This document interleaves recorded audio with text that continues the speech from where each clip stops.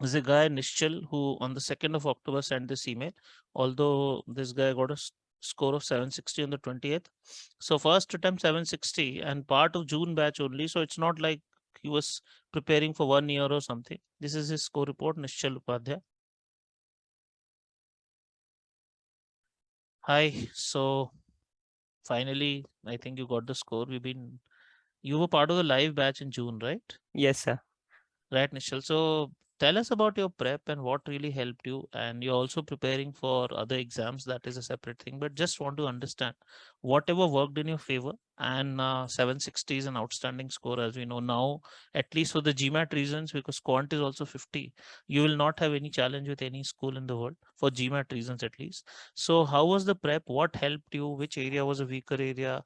What material did you study? I mean, generally give us an idea about your prep and then your mocks and then exact exam experience also.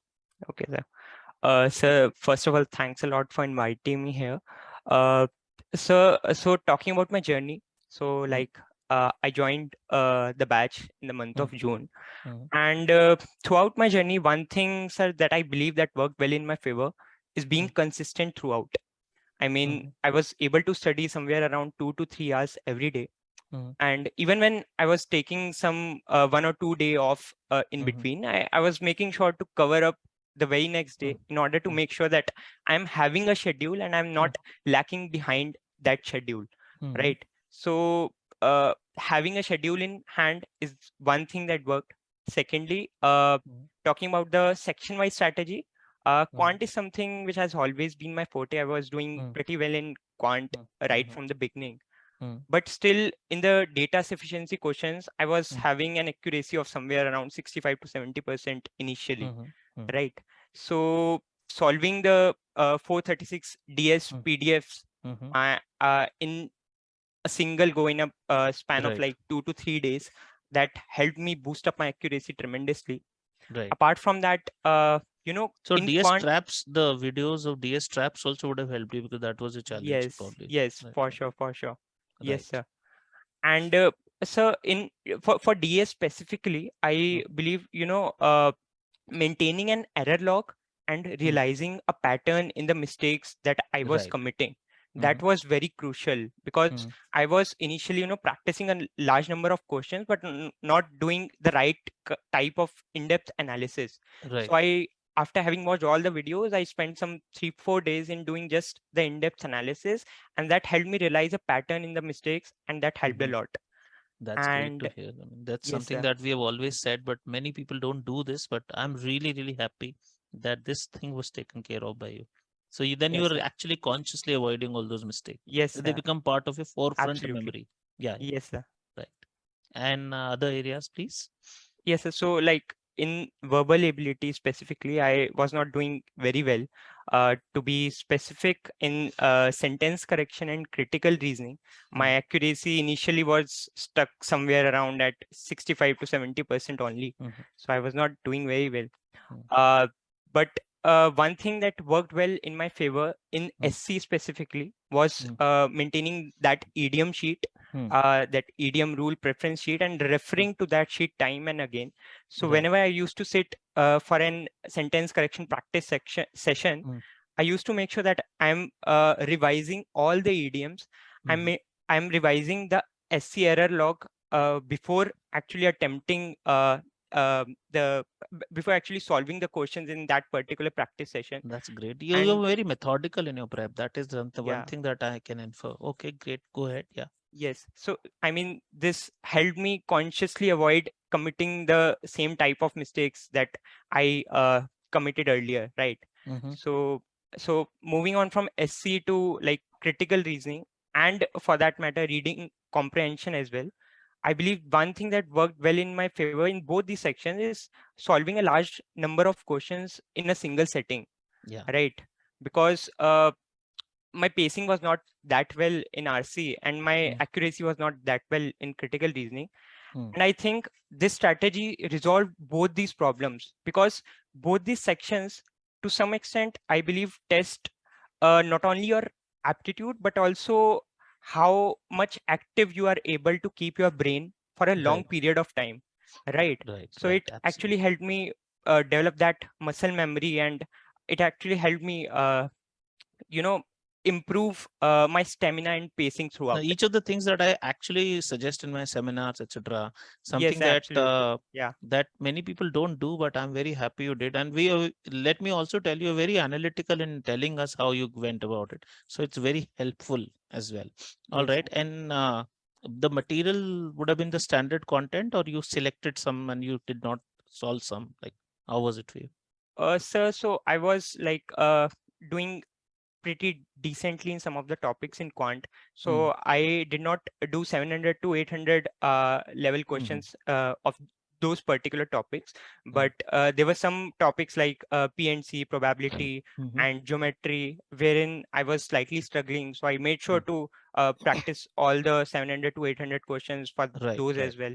Uh, like in SC as well as critical reasoning, I made sure to solve all the questions that are Mm-hmm. given to us in the material, be it Right, the right. topic wise questions or the 700 to 800 questions, Mm-hmm. because these two were the Mm-hmm. areas I required a lot of improvement in. Superb, superb. Tell us also about the mocks. If you wrote as many, I mean, whatever numbers you wrote, and then eventually on the exam day, was there anything unusual both ways? I mean, in terms of your mental concentration and pacing, and in terms of question type. So just tell Okay, us both. Yeah, okay. So, sir, mocks uh, first of all. Yeah. okay, yeah. So in terms of the mocks, I gave two full mocks, Mm-hmm. one the official GMAT mock and Mm-hmm. one on the test portal. So Right. full mocks I gave two, and I took some 4 to 5 sectional mocks for verbal Mm. because Right. I needed some practice in that. So this was about the mocks. Talking about the exam day, so I had a strategy in mind before, like Mm. we get to select uh, the order of sections, right? Mm-hmm. So I knew that quant is my strength. So I had this in my mind priorly that I'm Mm. going to go with quant.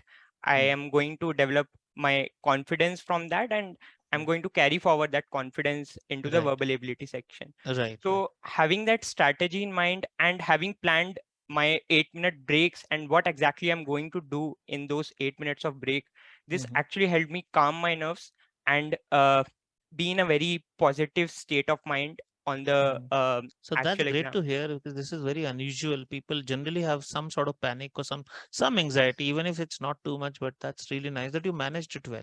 Like you kind of envisioned that these could be the things, Yeah, and then exactly. you planned accordingly. Also, tell us about was there anything unusual on the exam that you felt that it could have stumped your score? It could have really, really, maybe somewhere something that you Okay. felt that this was unusual in any way. Yes. So for the verbal section, I guess nothing unusual came. It seemed Mm, quite smooth and seamless. But I mean, although I'm saying that quant has been my strength, but I must admit I was completely stunned by a couple of questions in the quant mhm. section. I mean, I still remember in one of the questions spent somewhere around 5 to 6 minutes, and only to realize in the end that I'm not moving any further and take a calculative guess. But What was that again, question like? I mean, I've never generally it heard something it like this. was yeah, so it was a question on functions. Basically it was an Hmm. algebra question, Hmm. right? And after the exam I realized it was not a very difficult question. I could Hmm. have solved that question within Yeah, like two sometimes it two happens. minutes You don't take the right direction and you keep thinking in a loop, Yes, and yes. then there is anxiety also, pacing issues also creep up. So it's better Yeah, to guess and move on. So that but was yeah, one. What was the another yes. question in quant?